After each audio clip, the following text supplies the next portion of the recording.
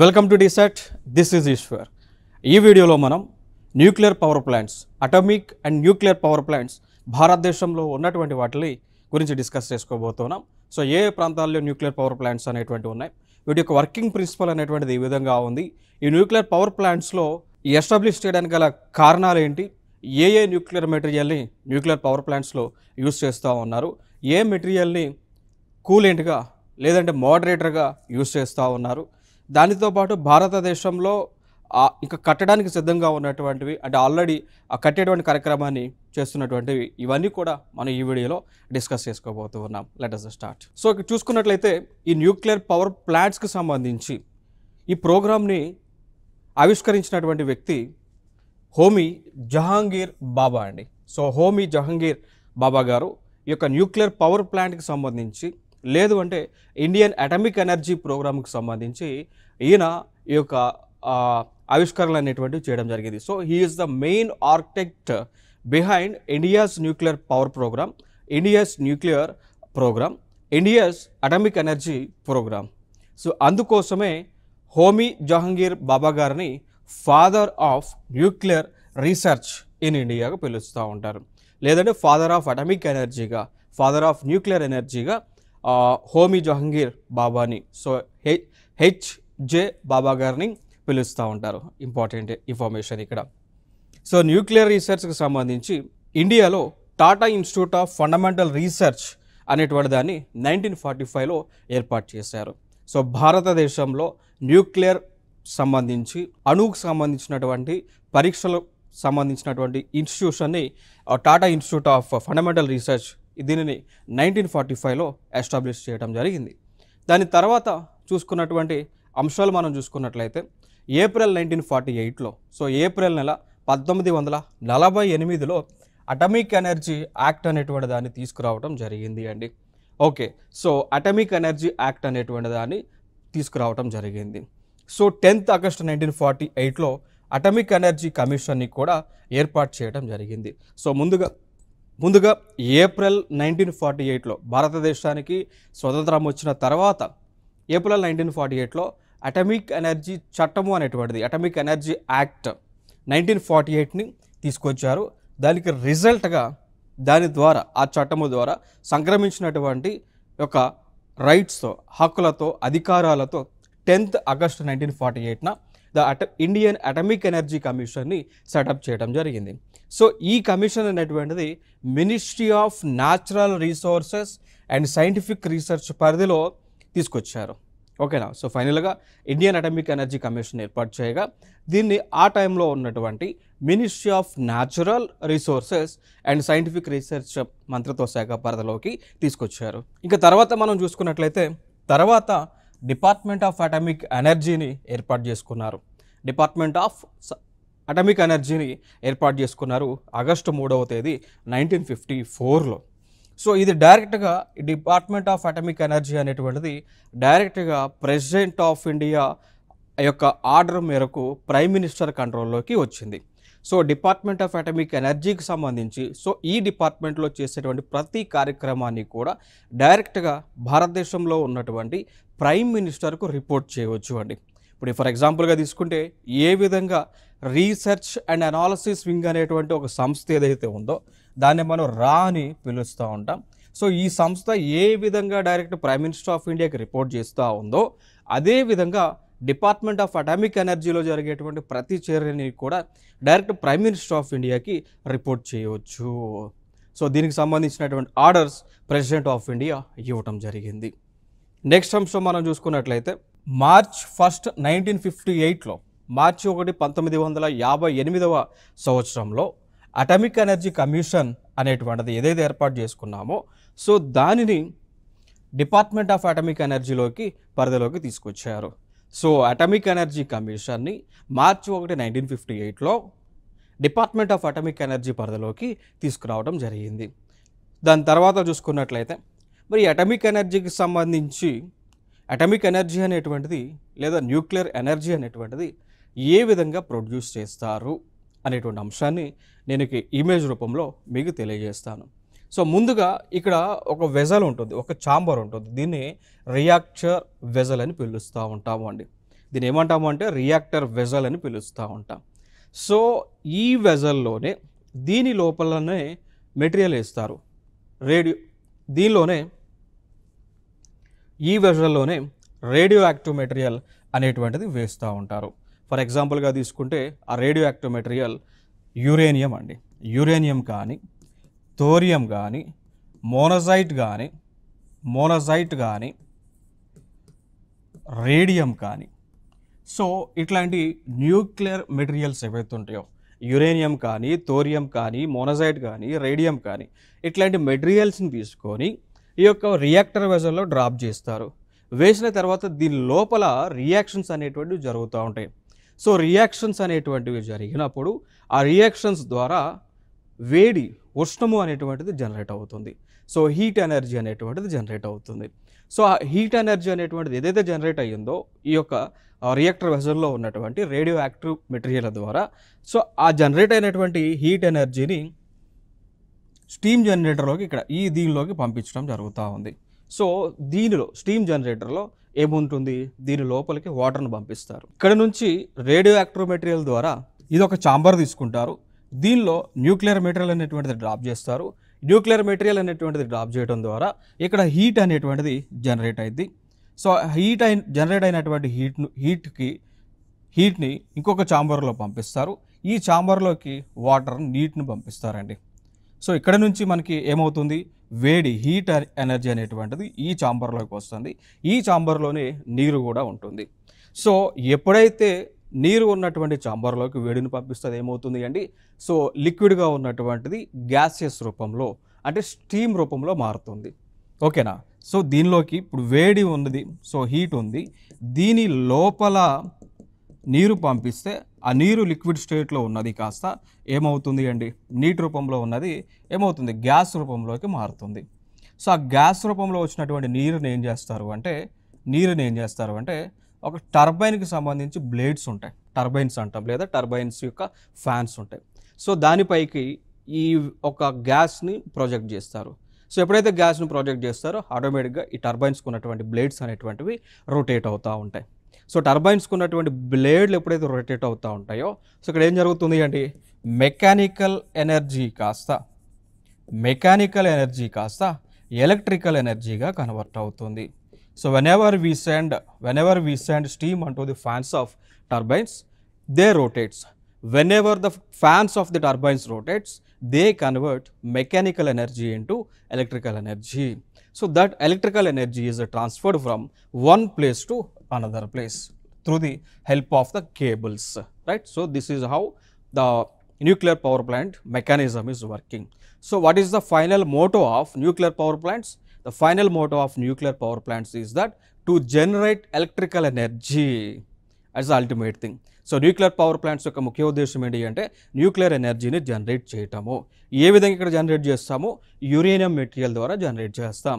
Uranium materials ఏమున్నాయి, uranium కానీ, thorium కానీ, మోనజైట్ కానీ, రేడియం కానీ ఇవి తీసుకొని మనం ఎలక్ట్రికల్ ఎనర్జీని జనరేట్ చేస్తాం. ఇది జనరల్గా వర్కింగ్ ప్రిన్సిపల్ అండి. ఓకే, సో నేను సింపుల్గా మీకు ఎక్స్ప్లెయిన్ చేశాను, బట్ ఇది జనరల్ ప్రాసెస్ ఇదైతే ఇక్కడ. సో న్యూక్లియర్ మెటీరియల్ దీంట్లో ఉంటుంది. సో ఇక్కడ నుంచి న్యూక్లియర్ రియాక్షన్ జరిగినప్పుడు వేడి అనేటువంటిది జనరేట్ అయింది. ఆ జనరేట్ అయినటువంటి వేడిని నీటిలోకి పంపిస్తే నీరు కాస్త లిక్విడ్లో ఉన్నటువంటి నీరు ఆవిరి రూపంలో మారుతుంది. సో ఆవిరి రూపంలో మారినటువంటి నీరుని ఆ యొక్క ఆవిరిని టర్బైన్స్కి ఉన్నటువంటి బ్లేడ్స్ పైనకి ప్రొజెక్ట్ చేస్తే టర్బైన్స్ యొక్క బ్లేడ్స్ అనేటువంటి రొటేట్ అవుతుంది.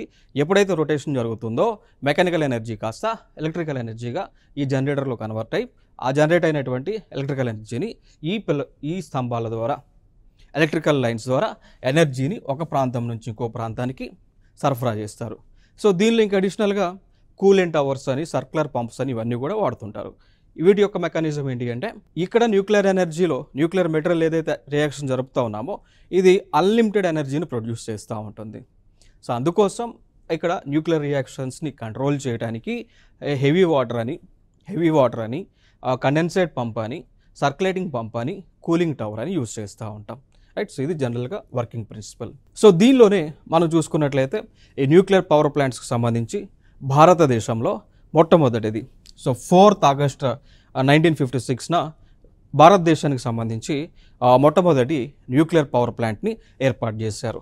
దాని పేరే అప్సరా అండి. అర్థమైందా? సో దాని పేరే అప్సరా. దాని పేరు వచ్చేసి Apsara, the first experimental nuclear reactor, research reactor Apsara దాని పేరు. సో దీనిని బార్క్ సెంటర్లో ఏర్పాటు చేశారు.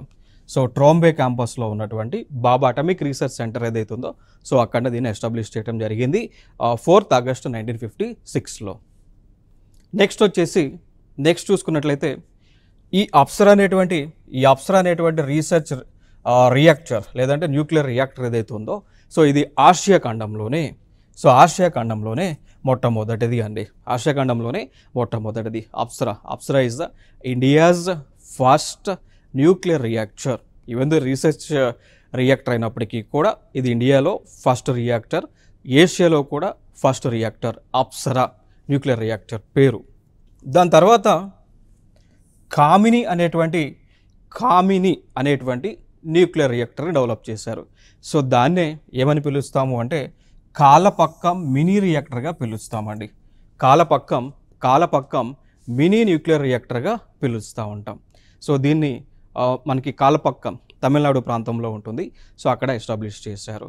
సో దీనిలో ఫ్యూల్ వాడారు, అది యురేనియం ఫ్యూల్ అండి. యురేనియం 233గా చెప్తూ ఉంటాం, యురేనియం 233. సో ఇది ఇక్కడ కింద రాయాలి. సో యురేనియం 233ని యూజ్ చేయడం జరిగింది అండి. ఓకే, సో యురేనియంని వాడినటువంటి మొట్టమొదటి అటామిక్ న్యూక్లియర్ పవర్ ప్లాంట్ భారతదేశంలోనే ఉంది. దాని పేరే కామిని. దాన్ని ఇంకొక పేరుతో పిలుస్తాం కాలపక్కం మినీ రియాక్టర్. నెక్స్ట్ ఇంకొకటి వచ్చేసి భారతదేశంలోనే ఇంకొక న్యూక్లియర్ పవర్ ప్లాంట్ వచ్చింది. సో ఇది అఫీషియల్గా కంప్లీట్గా ఇండియాలోనే తయారైంది. దీనికి కావాల్సిన టెక్నాలజీ అంతా కూడా ఇండియాలోనే డెవలప్ చేయడం జరిగింది. పూర్తిగా స్వదేశీ సాంకేతికతో డెవలప్ అయినటువంటి న్యూక్లియర్ పవర్ ప్లాంట్ అది మహారాష్ట్రలో తారాపూర్ అనేటువంటి ప్లేస్లో ఎస్టాబ్లిష్ చేశారు. ఎప్పుడు అండి? దాదాపు 1964లో ఆ వర్క్ స్టార్ట్ చేస్తే 1969లో కంప్లీట్ అయ్యి అప్పటి నుంచి వర్కింగ్లోకి వచ్చింది. దాన్నే ఏమంటాము అంటే తారాపూర్ అటామిక్ పవర్ ప్లాంట్ అని పిలుస్తామండి. దాన్ని ఏమంటాము అంటే తారాపూర్ అటామిక్ పవర్ ప్లాంట్ లేదా తారాపూర్ న్యూక్లియర్ పవర్ ప్లాంట్ అయినా కూడా మనం పిలవచ్చు. So location important. ఏ ప్రాంతంలో ఉంటుంది? మహారాష్ట్రలో ఉంటుంది. So Tarapur nuclear power plant was located in Maharashtra, which is India's first nuclear power plant, which was developed with indigenous technology. Very important. Next దాని తర్వాత చూసుకున్నట్లయితే ఇంకొకటి వచ్చేసి రాజస్థాన్లో ఏర్పాటు చేశారు. దాన్ని రావత్ బత్ అని పిలుస్తూ ఉంటారు. ఇంకొక న్యూక్లియర్ పవర్ ప్లాంట్ వచ్చేసి రావత్ భాత అనేటువంటిది రాజస్థాన్ రాష్ట్రంలో ఏర్పాటు చేసుకోవడం జరిగింది. సో లైక్ రాజస్థాన్ రాష్ట్రంలోనే మనకి రాణా ప్రతాప్ సాగర్ లేక్ ఉంటుంది, చంబల్ నదికి సంబంధించింది. సో అక్కడ దీన్ని ఏర్పాటు చేయడం జరిగింది. బట్ దీని విశిష్టత ఏంటి అంటే ఈ న్యూక్లియర్ పవర్ ప్లాంట్ అనేటువంటిది PHWR అండి. PHWR రియాక్టర్ అంటాం. అంటే ఏంటి అంటే ప్రెజరైజ్డ్ హెవీ వాటర్ రియాక్టర్. ఇది జనరల్గా ఇప్పుడు మీకు దీనిలో ఈ PHWRలో DTO అంటే హెవీ వాటర్ అంటారు. DTO అనేటువంటిది deuterium oxide DTO. So DTO దీన్నే డ్యూటెరియం ఆక్సైడ్ అంటారు, లేదా దీన్నే హెవీ వాటర్ అని కూడా పిలుస్తారండి. సో దీంట్లో యూజ్ చేశారు. ఇట్లా యూజ్ చేసినటువంటి న్యూక్లియర్ పవర్ ప్లాంట్ భారతదేశంలో ఇదే ఫస్ట్ది. క్లియర్ కదా? ఇక్కడ డౌట్ ఏం లేదు కదా? సో దీనిలో PHWR అంటే pressurised heavy water nuclear reactor. So pressurised heavy water అంటే ఇక్కడ హెవీ వాటర్గా DTO డ్యూటెరియం ఆక్సైడ్ని లేదా DTOని ఉపయోగించారు.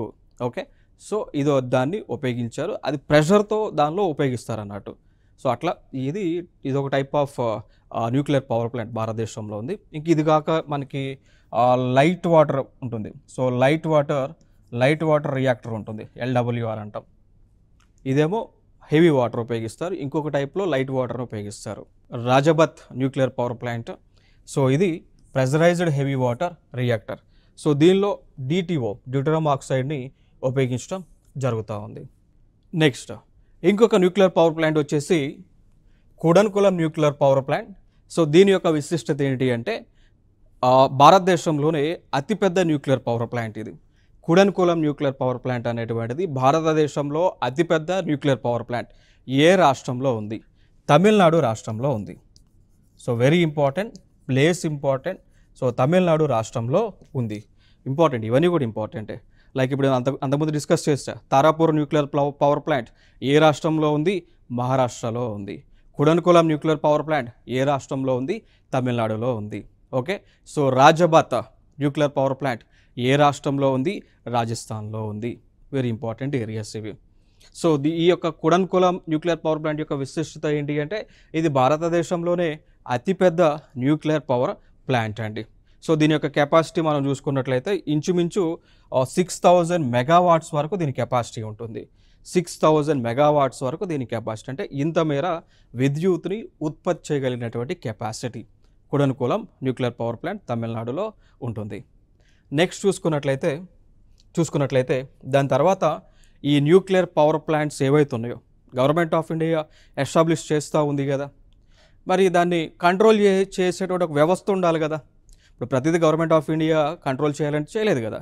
అందుకోసం ఈ న్యూక్లియర్ పవర్ ప్లాంట్స్ని కానీ న్యూక్లియర్ పవర్ ప్లాంట్స్కి సంబంధించినటువంటి ప్రోగ్రామ్స్ని కానీ డిజైన్ చేయడానికి, కంట్రోల్ చేయడానికి, కోఆర్డినేట్ చేయడానికి, రెగ్యులేట్ చేయడానికి ఒక సంస్థను ఏర్పాటు చేశారు. దాన్నే nuclear power corporation of India limited అంటాం. గవర్నమెంట్ ఆఫ్ ఇండియా కార్పొరేషన్ ఇది. So nuclear power corporation of India limited, దాన్ని NPCILగా పిలుస్తామండి. దాన్ని మనం ఏమని పిలుస్తామంటే NPCILగా పిలుస్తాం. ఇది కంప్లీట్గా గవర్నమెంట్ ఆఫ్ ఇండియాకి చెందినటువంటి కంపెనీ. దీన్ని డిపార్ట్మెంట్ ఆఫ్ అటామిక్ ఎనర్జీ పరిధిలో ఏర్పాటు చేశారు.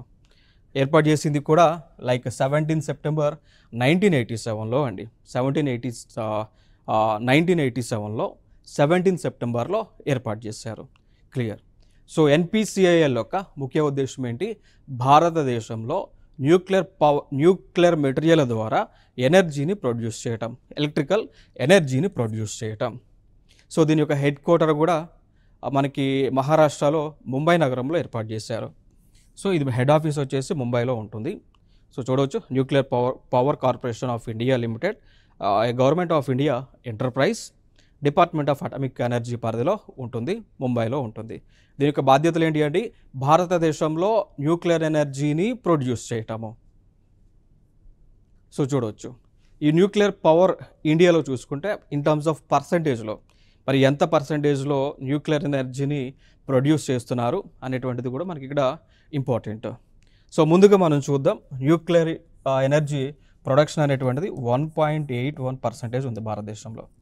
సో న్యూక్లియర్ ఎనర్జీ ద్వారా విద్యుత్ని ప్రొడ్యూస్ చేస్తూ ఉన్నారు. సో న్యూక్లియర్ ఎనర్జీ యొక్క పర్సంటేజ్ చూస్తే 1.81% ఉంది. ఇక దాని తర్వాత హైయెస్ట్గా చూసుకుంటే భారతదేశంలోనే ఏ వనరులను ఉపయోగించుకొని అత్యధిక మోతాదులో విద్యుత్తును ఉత్పత్తి చేస్తున్నారు అన్నప్పుడు ఆన్సర్ వచ్చి కోల్ అండి. కోల్, బొగ్గు ద్వారా విద్యుత్తును ఉత్పత్తి చేస్తూ ఉన్నారు. సో బొగ్గు ద్వారా ఆల్మోస్ట్ మనం చూసుకున్నట్లయితే 48 చూడండి ఇక్కడ బొగ్గు ద్వారా చూసుకున్నట్లయితే 48.08% మేర విద్యుత్తును ఉత్పత్తి చేస్తూ ఉన్నారు బొగ్గుతో.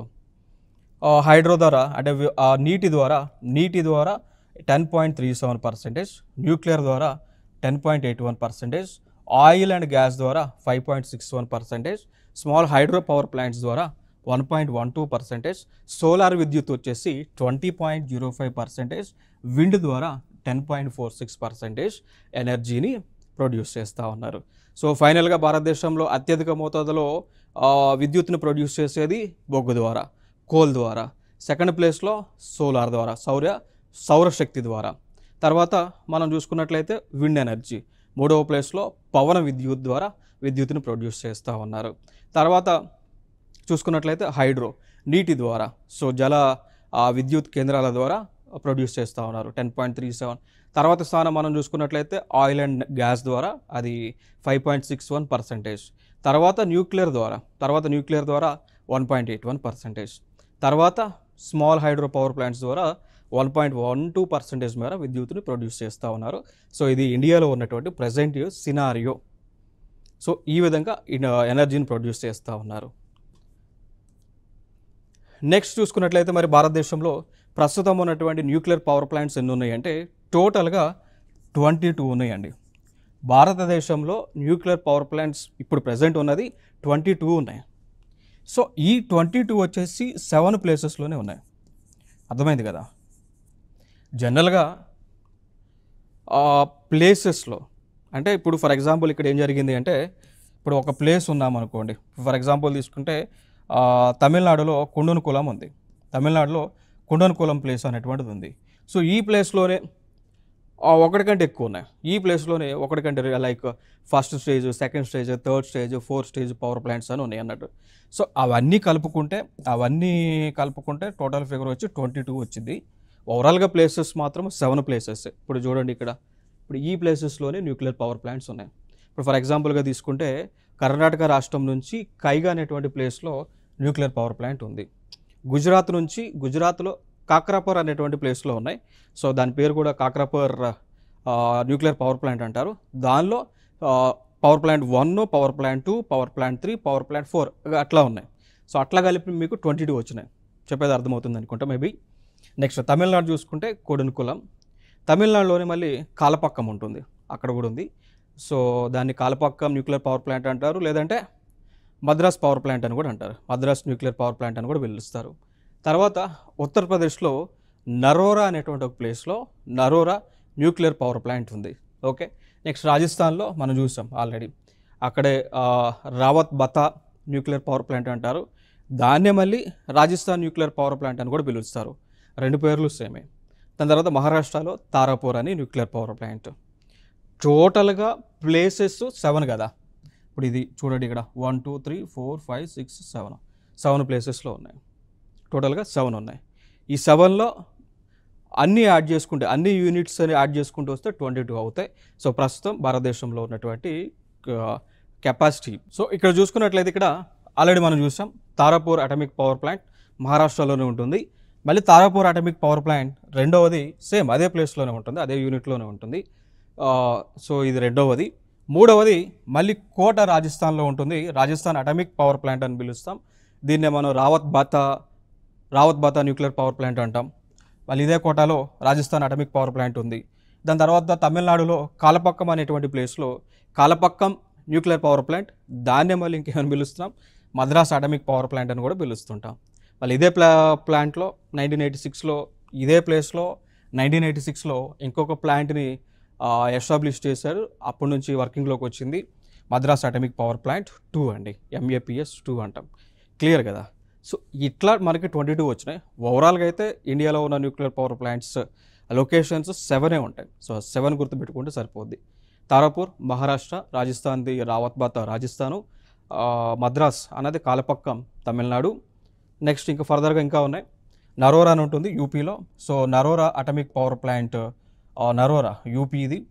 నెక్స్ట్ దీనిలోనే ఈ నరోరాలోనే ఉత్తరప్రదేశ్లోనే నరోరా అటామిక్ పవర్ ప్లాంట్ ఉంది. దాని తర్వాత మళ్ళీ గుజరాత్లో కాక్రాపర్ ఏర్పాటు చేశారు. కాక్రాపర్ అటామిక్ పవర్ ప్లాంట్ గుజరాత్లో. మళ్ళీ సెకండ్ ప్లాంట్ని 1995లోకి వర్కింగ్లోకి తీసుకొచ్చారు. అది కూడా తపి, గుజరాత్లోనే తపి అనేటువంటి ప్లేస్ ఉంటుంది. సో అక్కడనే ఈ కాక్రాపర్ అటామిక్ పవర్ ప్లాంట్ ఉంది. దాని తర్వాత కర్ణాటకలో కైగా అనేటువంటి ప్లేస్లో కైగా పవర్ ప్లాంట్ లేదా కైగా జనరేటింగ్ స్టేషన్ లేదా కైగా న్యూక్లియర్ పవర్ ప్లాంట్ అట్లయినా పిలవచ్చు. కైగా జనరేటింగ్ స్టేషన్ సెకండ్ది కైగా ప్లేస్లోనే కర్ణాటక రాష్ట్రంలో. దాని తర్వాత మళ్ళీ రాజస్థాన్లో atomic power plant third plant, ఇది మూడో ప్లాంట్ కోట రాజస్థాన్లో పెట్టారు. మళ్ళీ ఫోర్త్ ప్లాంట్ వచ్చి మళ్ళీ అదే ప్లేస్లో Rajasthan atomic power plant fourth plant ఇది. ఇప్పుడు అంతకుముందు మనం ముందు స్లైడ్లో చూసాం కదా, ముందు స్లైడ్స్లో ఆల్రెడీ మనం చూసాం రాజస్థాన్ సంబంధించి.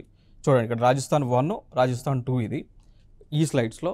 మళ్ళీ ఇక్కడ మళ్ళీ సేమ్ రాజస్థాన్ 3, 4 సేమ్ అదే ప్లేస్లో ఉంటాయి. కాకపోతే ఎక్స్పాండ్ చేస్తూ ఉన్నారు అంతే, న్యూక్లియర్ పవర్ ప్లాంట్స్ని ఎక్స్పాండ్ చేస్తున్నారు. ఇప్పుడు పాపులేషన్ పెరుగుతూ ఉంది కదా, సో ఆ పాపులేషన్ పెరిగినటువంటి మేరకు ఎనర్జీ రిక్వైర్మెంట్ అవసరం ఉంది కదా, సో ఆ విధంగా ఎక్స్పాండ్ చేస్తూ పోతూ ఉన్నారు. నెక్స్ట్ కైగాలోనే కైగా జనరేటింగ్ స్టేషన్ 3 ఇది 4. మళ్ళీ మహారాష్ట్రలోనే మళ్ళీ తారాపూర్ అటామిక్ పవర్ ప్లాంట్ ఇది 3వది. ఈ తారాపూర్ అటామిక్ పవర్ ప్లాంట్ 4వది, సేమ్ అదే మహారాష్ట్రలో ఎస్టాబ్లిష్ చేశారు. మళ్ళీ రాజస్థాన్ అదే ప్లేస్లో అదే కోటాలో మళ్ళీ రాజస్థాన్ అటామిక్ పవర్ ప్లాంట్ 5వది ఏర్పాటు చేశారు, మళ్ళీ 6వది ఏర్పాటు చేశారు. దాని తర్వాత మళ్ళీ ఇక్కడ తమిళనాడులో కుడన్కోలం ప్లేస్లో కుడన్కోలం న్యూక్లియర్ పవర్ ప్లాంట్ ఎస్టాబ్లిష్ చేశారు, ఇది 1. మళ్ళీ 2ది ఏర్పాటు చేశారు మే 2017లో. బట్ వీటి కెపాసిటీ చూడండి, ఇక్కడ ఈ కుడన్కోలంలో ఏర్పాటు చేసినటువంటి న్యూక్లియర్ పవర్ ప్లాంట్స్ యొక్క కెపాసిటీ ఒకదానికి 1000, ఇంకోదానికి 1000 ఎక్కువ. ఇవి హైయెస్ట్ పవర్ ఉంది చూసారా, ఒకదానికి 1000, ఇంకోదానికి 1000. సో ఇది మాత్రము భారతదేశంలోనే అతిపెద్ద న్యూక్లియర్ పవర్ ప్లాంట్స్. మీకు ఎగ్జామ్లో క్వశ్చన్ ఏదైనా అడిగితే కనుక భారతదేశంలోనే అతిపెద్ద న్యూక్లియర్ పవర్ ప్లాంట్ ఏది అన్నప్పుడు తమిళనాడులో ఉన్నటువంటి కుడన్కులం అనేటువంటి nuclear power plant. Okay, so ఇవి ఇక్కడ ఇంపార్టెంట్గా మనం తెలుసుకోవాల్సినటువంటి న్యూక్లియర్ పవర్ ప్లాంట్స్కి సంబంధించినటువంటి అంశాలు. సో ఇవి ప్రధానంగా మనం పెట్టుకోవాల్సినవి. తారాపూర్ ఎక్కువ అడుగుతూ ఉన్నారు, తారాపూర్ మహారాష్ట్రలో ఉంటుంది అడుగుతూ ఉన్నారు. రాజభట లేదా రాజస్థాన్ది అడుగుతూ ఉన్నారు, రాజస్థాన్లో ఉంటుంది. కైగా అడుగుతూ ఉన్నారు కర్ణాటకలో. దాని తర్వాత చూసుకున్నట్లయితే కుడన్కులం తమిళనాడు అడుగుతూ ఉన్నారు. సో ఇవి న్యూక్లియర్ పవర్ ప్లాంట్స్కి సంబంధించినటువంటి ఇన్ఫర్మేషన్. సో నెక్స్ట్ వీడియోలో ఇంకొక అంశంతో మీ ముందుకు రావడం జరుగుతుంది. Thank you so much.